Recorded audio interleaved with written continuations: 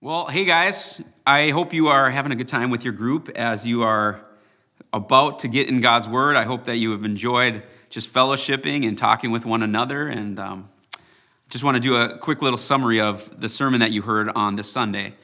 This Sunday, we talked about our purpose. So often we wonder, what is our purpose as Christians in the world today?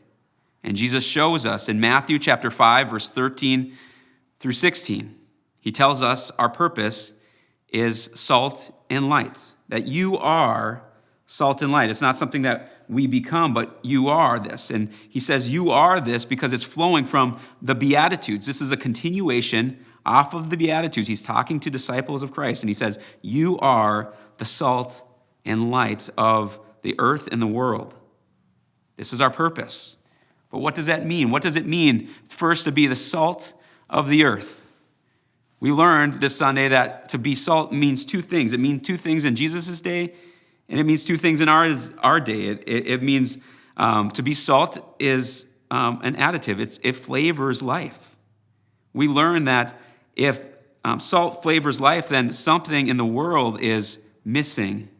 It's bland, and we as Christians are called to flavor and enrich this life. And Jesus doesn't tell us that we're just salt, but he also says, don't lose your saltiness. And we learned this Sunday that losing our saltiness, the result of losing our saltiness was salt really can't lose its saltiness, but what happens is salt can become diluted. It can become diluted, and so many things can be added to it that it no longer has any flavor. Jesus said in John chapter 17 that we're to be in the world but not of the world. It's that kind of thinking. So somebody who has lost their saltiness is somebody that no longer is living the Beatitudes. They're no longer poor in spirit. Maybe they're prideful. They're no longer meek. They no longer put others and God before themselves. They now are self-serving. They no longer hunger and thirst for righteousness, but they hunger and thirst to please themselves. And so these are some examples of how we lose our flavor and our preservation. You are salt, you are light. The second thing he tells us is that we are light. We are to live a life that is highly visible. He says you are a city set on a hill, it cannot be hidden. Your light cannot be hidden. And we are to shine. He commands us to shine. And sometimes, he says, nobody lights a light and hides it under a basket. Like, you don't do that. You don't light a light to hide it under a basket.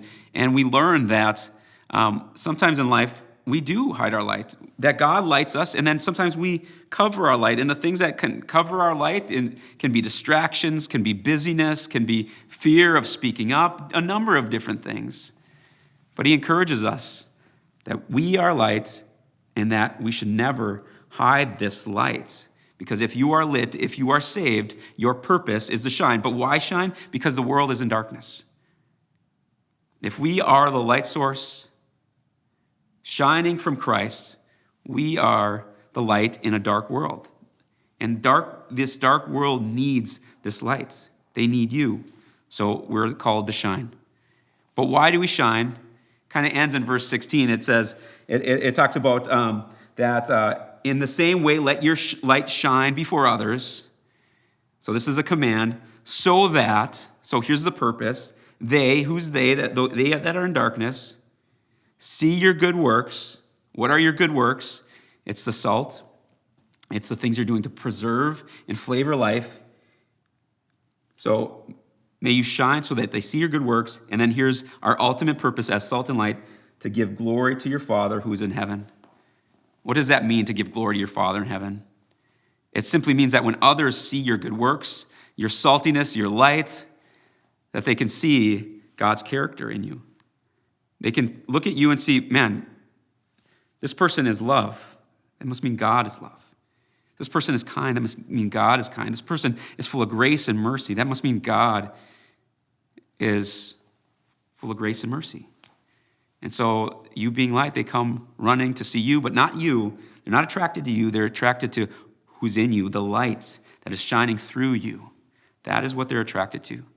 And so that is my hope for you. That is hope for myself, that we are the salt and lights, that we live into this purpose, that we don't lose our saltiness, that we don't lose our light.